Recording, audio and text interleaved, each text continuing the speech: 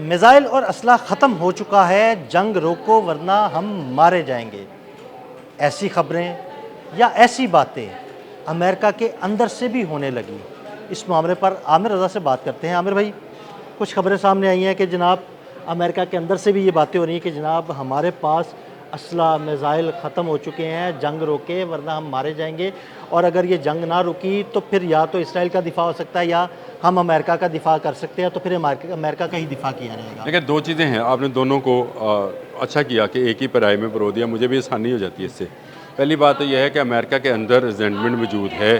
नए लेटेस्ट जो उनकी क्या उसको कहेंगे वोटिंग आई है या उसमें उन्होंने कहा है कि ईरान अमेरिका जंग में लोग ईरान की हमायत में ज़्यादा है। बिल्कुल ऐसे वो चाहते हैं कि अमन हो। ईरान अमेरिका जंग के ख़िलाफ़ होने का मतलब ये है कि वो डोनाल्ड ट्रंप की पॉलिसी को कह रहे हैं कि ये गलत पॉलिसी है और इससे अमेरिकी इकॉनमी जो है वो मुसलसल दबाव में आती चली जा रही है। दूसरी तरफ आ जाए, उनका पेंटागन है, जो कि मैं समझता हूँ कि अमेरिका है।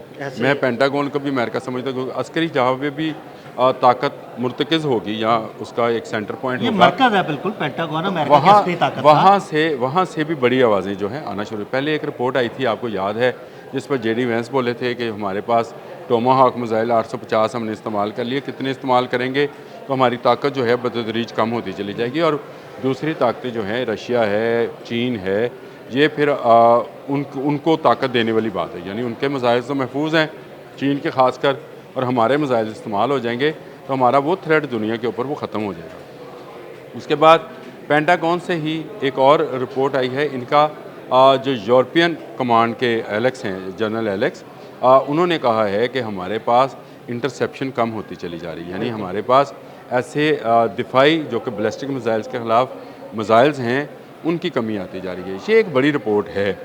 इस रिपोर्ट को ये निकली तो अभी 2 दिन हुए हैं, लेकिन इससे पहले ये डोनाल्ड ट्रंप को पेश की जा चुकी थी। बिल्कुल। ये जो अहम पैगाम आपने शुरू में कहा कि ये एक पैगाम गया कि भाई अगर हमला हुआ, बड़ा हमला हुआ तो इजराइल गया। बिल्कुल ऐसे ही।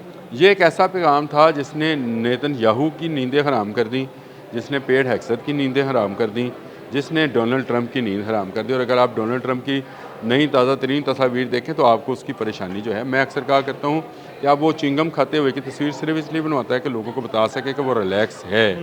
इसका मतलब है कि उसके अंदर जो है एंग्जाइटी जो है आहिस्ता आहिस्ता बढ़ती चली जा रही है। ये जंग जिसको वो 2 या 3 या 4 रोज़ की जंग समझ रहे थे, ये जंग लंबी हो गई है। इतनी लंबी जंग, ये याद रखें, ये किसी मुल्क के लिए भी नाकाबिले बर्दाश्त होती है, ऐसी बात है। नाकाबिले बर्दाश्त है। अब आज की जदीद दौर में आपके पास बहुत ज़्यादा मुहलक असला है, आपके पास बहुत तेज़ रफ्तार जहाज़ हैं और मिसाइल्स हैं, लेकिन ये बहुत कीमती हैं। इस पर आपके लोगों के टैक्स का, खून पसीने का पैसा लगा होता है। और एक मिसाइल जब चलता है तो आपको अंदाज़ा है कि उसमें कितने करोड़ डॉलर जो हैं या लाखों डॉलर जो हैं वो सर्फ हुए होते हैं। उसके पीछे उसकी पूरी तहकीक है, टेक्नोलॉजी है। अब जंग लड़ना जो है इतना आसान काम नहीं है। लेकिन दूसरी तरफ आपका दुश्मन अगर इतना रिलैक्स है, आप ईरानी जो हैं इस वक्त गवर्नमेंट्स हैं, उनको आप देखें तो वो किसी मुआहदे की जल्दी में नहीं हैं, ना वो मुआहदा करना चाहते हैं। वो ओमान से बात कर रहे हैं, सऊदी अरब में फ़ोन कर रहे हैं, पाकिस्तान में फ़ोन कर रहे हैं, अमेरिका से बात नहीं कर रहे हैं। तो ये बात आहिस्ता आहिस्ता इसकी एंग्जाइटी का सबब बन रही है और इनकी मिसाइल, उनकी ताकत कम होती है। जनरल एलेक्स से मैंने जिक्र किया आपसे अभी, ये जनरल एलेक्स ने कहा है कि हमारे पास जो आपने हर्मुज़ के अंदर डिस्ट्रॉयर्स हैं जो कि बैलिस्टिक मिसाइल्स को रोकते हैं, ये मज़ीद चाहिए। यानी जहाज़ इनको मज़ीद, इसका मतलब ये हुआ कि वो क्रूज़ मिसाइल जो हम रिपोर्ट कर रहे थे कि अमरीकी जहाज़ों को नुकसान पहुँचा रहे हैं, उन्होंने नुकसान पहुँचा दिया है। बिल्कुल ऐसे ही है। जब मैंने जलालाबाद फोर्ट की खबर दी थी कि इस पर हैबर शिकन लगा है और इसकी 30 घंटे तक आग नहीं बुझी है, लोग नहीं मानने थे। आज भी देख लें, जलालाबाद फोर्ट जो है वो बंद पड़ा है और उसको जो है यूरोप के किसी मुल्क के अंदर उन्होंने रखा हुआ है। और जनरल एलेक्स जो यहाँ तक कह रहे हैं कि जनाब अगर हमें मज़ीद जहाज़ ना मिले या असला ना मिला, हमें और मिसाइल ना मिले, तो फिर एक वक्त ऐसा ही आएगा कि या तो इसराइल का दिफा होगा या अमेरिका का दिफा होगा। तो फिर हम ऑब्वियसली अमेरिका का दिफा करेंगे। तो अगर अमेरिका का दिफा करेंगे तो इसराइल तो गया। आप अमेरिका का दिफा समझ रहे हैं किस चीज़ को कह रहा है? वो कह रहा है जॉर्ज डब्ल्यू बुश बहरी बेड़े को, अमेरिका का दफा। देखें, अमेरिका यहाँ मौजूद नहीं है, वो 12,000 किलोमीटर दूर है और ईरान के पास कोई मिसाइल इस वक्त, रिपोर्टेड तो ये है कि उसने ICBM का तजर्बा कर रखा है, लेकिन चले मैं कहता हूँ डिक्लेयर्ड नहीं है, ठीक है। अमेरिका तक नहीं जाता है, चले अमेरिका तक नहीं जाता तो फिर वो अमरीकी अड्डों तक आता था। अमरीकी अड्डों को आप इराक से शुरू हो जाएं तो आपको तमाम ममालिक में मौजूद अमरीकी अड्डे जो हैं वो तहो बाला नज़र आते बिल्कुल हैं। ऐसे ही है, अड्डे खाली हैं, हॉस्पिटल भरे हुए हैं। बिल्कुल ऐसे ही, हाँ ऐसे ही है। ये देखें ना, उनकी रहायशी जो बिल्डिंग्स थी उन पर लगाया गया। और मैंने आपसे उस दिन भी व्लॉग करते हुए बात की थी कि मुझे वो सायरन सुनाई देते हैं एम्बुलेंसेस के, हाँ जी। और ज़ख्मियों के साथ इयादत की बहुत सारी फुटेजेस खबरें जो मौजूद हैं। और फिर पासदारान इनकलाब ने जो ये कहा है कि जब आप फौजी साजो सामान भेजें तो कफन भी भेजे ख़त्म हो गए हैं आपके पास। इसका मतलब ये है कि वो पैगाम दे रहे हैं आपको कि आपके फ़ौजी अड्डे ख़त्म किए हैं। उसके बाद इनके पास बहरी क़ुव्वत थी, वो समुंदर के पानियों के अंदर डिस्ट्रॉयर्स थे। डिस्ट्रॉयर्स वो जहाज़ हैं, बड़े जहाज़ हैं जो आने वाले बैलिस्टिक मिसाइल्स को रोकते हैं।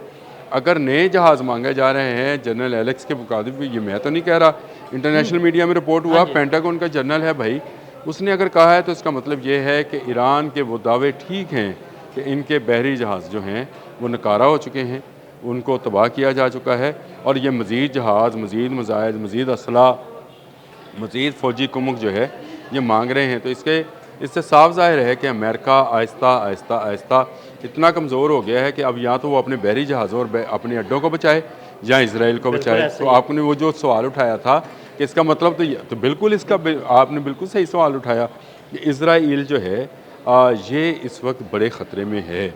अगर अमेरिका कोई भी मिस एडवेंचर करता है या एडवेंचर करता है तो उसका जवाब इसराइल में देना, ये वो मैं समझता हूँ कि टर्निंग पॉइंट है, ये तुरब का पत्ता है जो ईरान ने खेला है कि हम अमेरिका की तरफ से होने वाले हमले का जवाब इसराइल में देंगे। हम इसको अमरीकी रियासत समझते हैं और समझते हैं कि ये इस सारी जंग का जो है शुरू करने वाला है। तो ये मैं समझता हूँ कि बिल्कुल एक सही हिकमत अमली थी। अब इसी तरह का जो पेंटागन से जो ख़बरें हैं, जिसको जेडी वांस पहले भी कह चुके थे, बाकी जो मुशीरान हैं उसके बारे में आपने और मैंने चंद दिन पहले ये एक इस पर व्लॉग भी किया था कि ख़ुद डोनाल्ड ट्रंप के मुशीरान जो हैं वो इस जंग के ख़िलाफ़ होते चले जा रहे हैं। अवामी रायमा जो है, या रायमा इसको बोलें, अवामी तो नहीं, चले रायमा कह लें, उसके जो नताइज सामने आए हैं उसमें भी अमेरिका ईरान जंग बिल्कुल। उसकी वजह सारी ये है ना कि देखिए आपके मिसाइल ख़त्म होते जा रहे हैं, आपका असला ख़त्म होता जा रहा है, आपके जहाज़ तबाह होते जा रहे हैं, आपका लोगों का टैक्स का पैसा जो है ना वो इस जंग में झोंका जा रहा है। और वो जंग भी किसकी है? इसराइल की। और आपका इत्मीनान और साख भी डूबती चली जा रही है। ये बड़े ख़तरनाक सूरत हाल में मैं ये समझता हूँ अमेरिका इस वक्त मौजूद है। और अगर ये जो रिपोर्ट आई है कि मज़ीद जहाज़ मांग रहा है तो ये मेरा ख्याल है कि डोनाल्ड ट्रंप को अब इस जंग से अपने इज़्ज़त बचा कर जाना जो है चाहिए। देखें, ट्रंप इस जंग को जितना लंबा करेंगे ये उनके और रिपब्लिकन की सियासत के लिए, अमेरिका के लिए, अमेरिका के लोगों के लिए एक नई मुसीबत करेगी। देखें, वो 79 से जंग में हैं। ईरान 79 से कभी इराक के साथ, वो अमेरिका की प्रॉक्सी की जंग थी, कभी किसी के साथ, वो एक जंगी सूरत हाल में मौजूद हैं और मौजूद रहेंगे। आने वाले चंद सालों तक भी रहें तो उन्हें कोई फ़र्क नहीं पड़ता है। उन्होंने सीख लिया है जंग में रहना। जब आप सीख लेते हैं तो उसके बाद आपके लिए गुरीला वार करना या खुलकर जंग करना यह आपके लिए मुश्किल नहीं रहती है। वो सीख चुके। अमेरिका को अब सबक सीखना है। अमेरिका का असला ख़त्म हो रहा है और इसका अगर मज़ीद डिस्ट्रॉय ना आए तो मैं आपको बताऊं, पहले 2 गए, इब्राहिम लिंकन गया और जलाल फोर्ड गया, ये जॉर्ज डब्ल्यू बुश भी जाएगा। बिल्कुल। बहुत शुक्रिया आमिर भाई। आमिर भाई ने बड़ी तफसील के साथ इस सारे मामले पर रोशनी डाली। मज़ीद अपडेट्स के लिए हमें फॉलो करते रहें। अदील अहमद और आमिर रज़ा को इजाज़त दीजिएगा। अल्लाह हाफ़िज़।